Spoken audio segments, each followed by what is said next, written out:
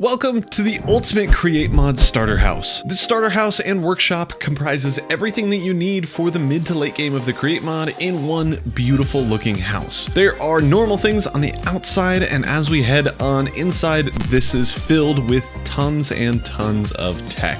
We are met first with a steam engine that generates 150,000 stress units. We have a compacting section, pressing, item drain, a mixer with toggleable water if you'd like, and a blaze burner beneath it for those recipes that require cooking, like brass. We have a sawing system as well as smelting, smoking, washing, and haunting, and that is just on the first floor.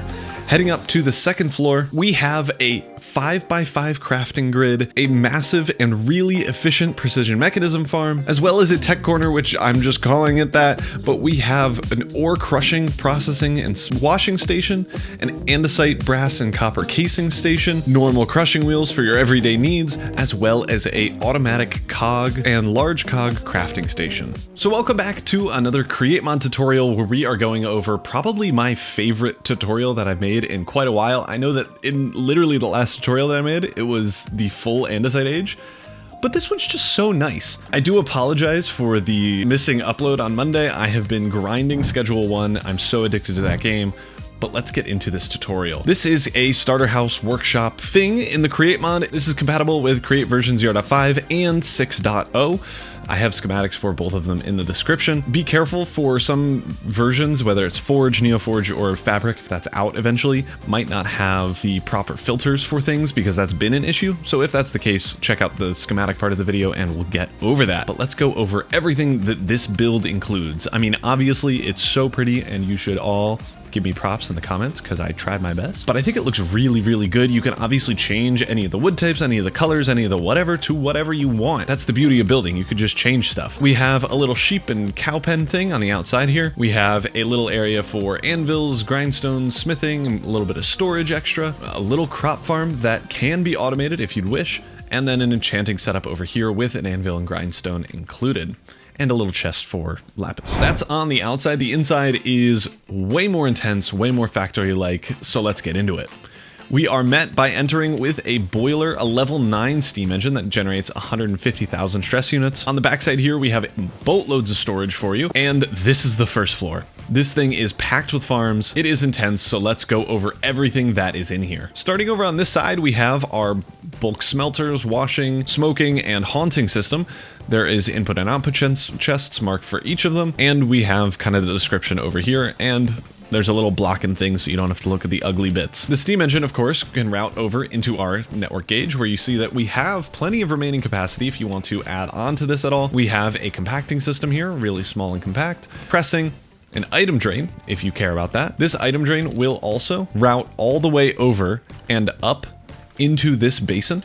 So it'll drain out of here and go straight into the basin from behind. So if you need something like sap and rubber and I forget even the mod, in the Dreams and Desires mod, you can do that super easily, which is kind of the only reason why I have the system.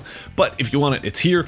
We have a mixing basin with an optional, as you can see in the inside here already, but let's take this out, with an optional water addition lever here, where you can see it fills up. You can toggle that on and off. You can optionally include a blaze burner.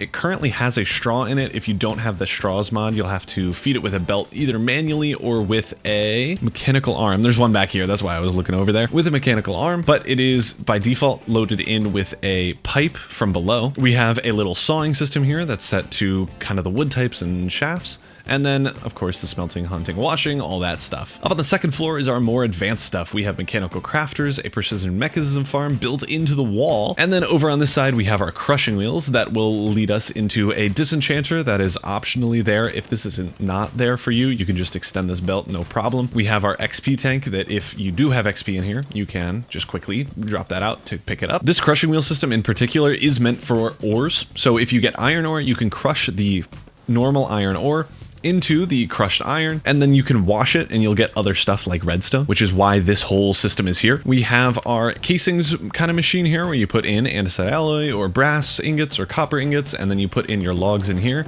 It'll turn it into stripped logs.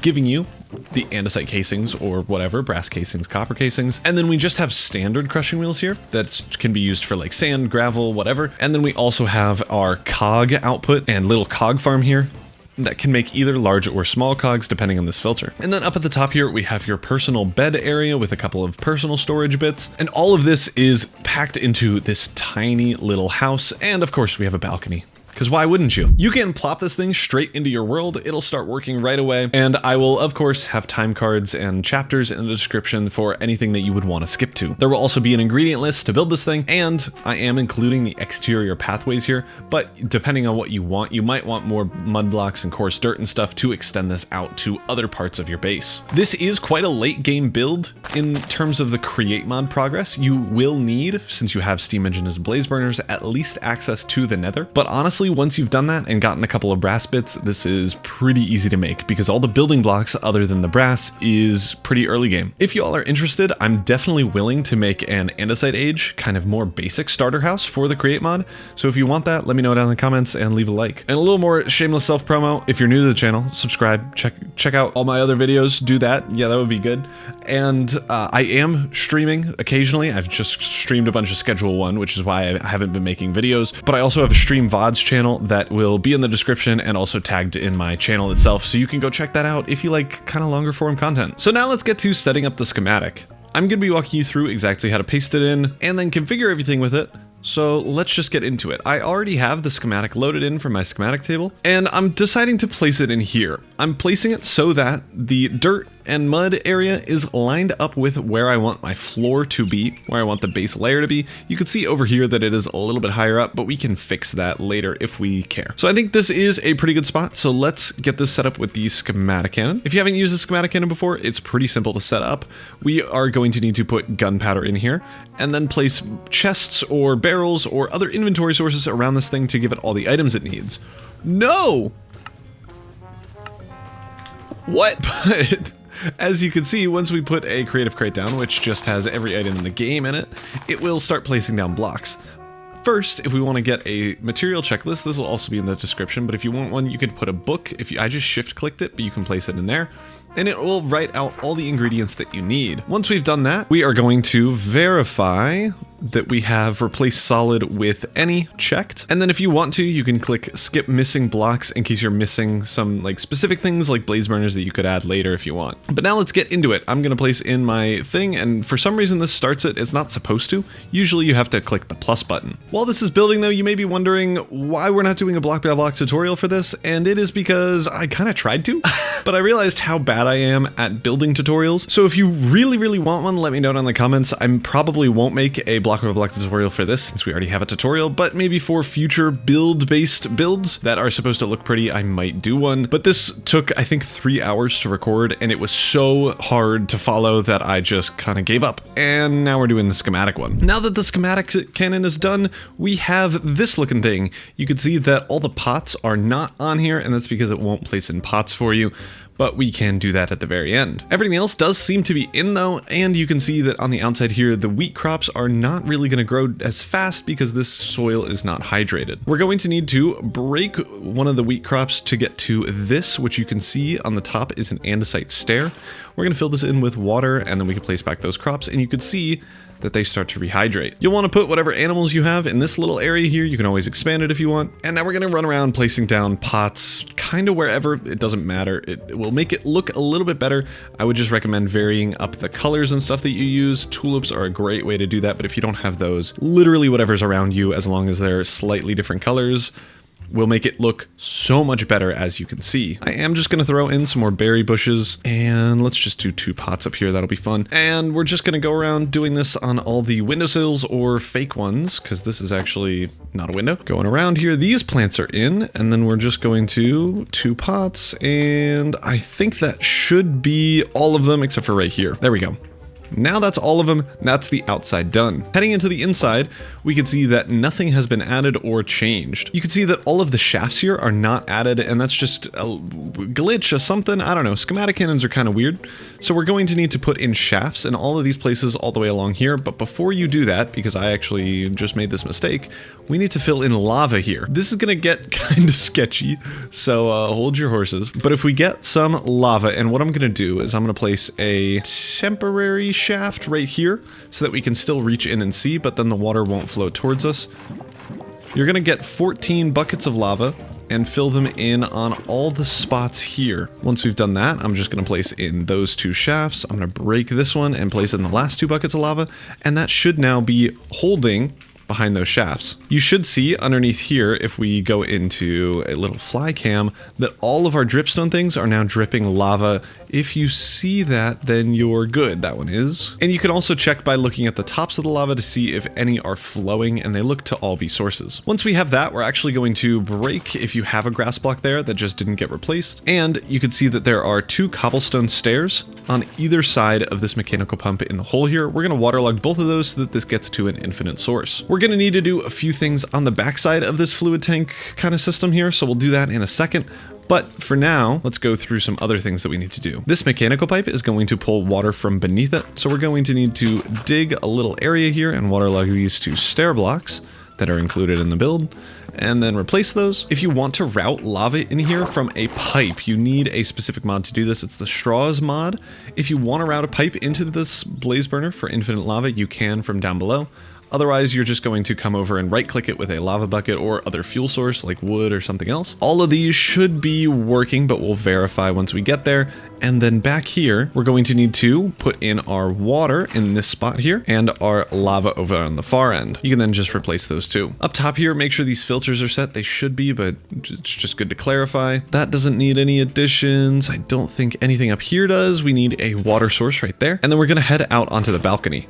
And of course I place a water source. Oops. Over on the balcony, we're going to dig down on this corner here, and we're going to drop into the backside of the steam engine system that we were dealing with before. This is kind of our power generation unit as a backup source to re-kickstart the steam engine if it breaks. We're going to waterlog all these stairs at the bottom here, and then also waterlog these stairs in the middle. That should, after a little bit of waiting, start all of these things up. And then the last thing we need to do is set up the lava bucket pouring system to work. To do that, we're going to need to grab, I'm just grabbing a stack of buckets. You can do less if you want, but I would recommend 14 at least just in case. And once that happens, we should be good to just wait for this lava to flow in. I'm going to set the random tick speed to 1000 because I am impatient. But once we see that, we should see lava start flowing, and I'm hoping that's now the case. No, okay. So this is an error that I don't know how or why it happens, but for some reason that pipe doesn't connect up when you're using the Schematicannon. So what we're going to do is break this pipe underneath here, replace it. You can see it connects up, and then we're going to place in a barrel back where we broke it before. You can see now that ooh, things are spinning. If we grab engineer's goggles and look at the steam engine, you can see that we are at heat level 4, which means 4 blaze burners are running, up to heat level 5, and we're generating 81,000 stress units. You can also, right in this spot here, grab a stressometer and put this in. And the beautiful thing about this is that it just acts like a shaft, but it tells you how much stress units you're producing, what percentage you're at, and how much you have remaining. Now we should see everything is working. If you want to verify, you might not have this recipe for draining logs into sap. That is a create dreams and desires specific thing, but if you want to drain an item, you can definitely do that. That will lead it into this basin here. So if you wanted to, you could do a water bucket that will dump out the water bucket there and put it back in here for us. And that will fill up this basin. But you don't need to do that since we've already set up water. If you shift right click that pump, it'll fill it up with water itself. You can verify that pressing, compacting both work, and sawing as well. For sawing, there is a filter to it. You can modify this to your needs. And the same thing is true with the smelting, haunting, washing, and smoking. There are filters on the backs of those, and if something's not working, probably check those out. Everything up here should also be spinning. This should all be working. This is not spinning though. And that's because this andesite encased cogwheel isn't moving. Oh, and that is because I'm missing one steam engine shaft up here. So make sure you have that set up. But once you do, this should be spinning up here, and as well, all the things up here. And once you have that, we are done with setting up the schematic. It was pretty easy. If you don't have filters set, they are all pretty self-explanatory, but I'll go over them in a second. The few that I missed in my descriptions were right here on this, we need an empty bucket filter, and then down here we need a lava bucket filter. That one's going to be a little bit harder to get. You'll have to break a water wheel to get that. So for sawing, right now I have all the wood types, including planks and logs, and then shafts. You can change this if you'd wish. And then for haunting, we are going to do, obviously, one attribute saying cannot be haunted. Washing, an attribute cannot be washed. Two attributes being tagged food, cooked meats, and cannot be smoked. In some mods, that food option is a little bit broken, so that's why I added that there. And then for smelting, cannot be smelted. That will break if you're trying to smelt cobblestone into stone, since stone can still be smelted. So if you're going to be smelting a lot of stone, just change that to also allow stone. We have, obviously, ample storage here. And as we go upstairs, you'll see that we have even more things, including our precision mechanism kind of farm system here, where we have these three filters. So it's going to be small, large cogwheels, and iron nuggets. We have an optional XP disenchanting system. You don't need this if you don't have the Create Enchantment Industries. And again, we don't have any filters over here. For this one we do though. This filter is going to be cannot be washed, as we've seen before. And then this filter right here is going to be tagged Minecraft logs. There is a filter back here. If you don't have this set, it needs to be andesite alloy. And then this one on this saw in particular, I think the other one is non-filtered, is going to be planks. Yep. Tagged Minecraft planks. I actually lied about there not being a filter in here. If we can grab it, I have to squeeze on in here. There is actually an attribute filter, and this is going to be set to any stripped logs. So yes, this is set to C stripped logs. I think that's just a base create mod tag, but it's just all stripped logs that then go into all planks that then go into this area. Make sure you set this base into large or small cogs, depending on which one you want. You can obviously switch that out if you want a different one. And that should be honestly all the configurations that you need. So have fun with the schematic. And with that, we're gonna end the video here. Thank you all so much for watching. I hope this was helpful in your Create Mod world. And more importantly, subscribe. All right, I'll see you all in the next video.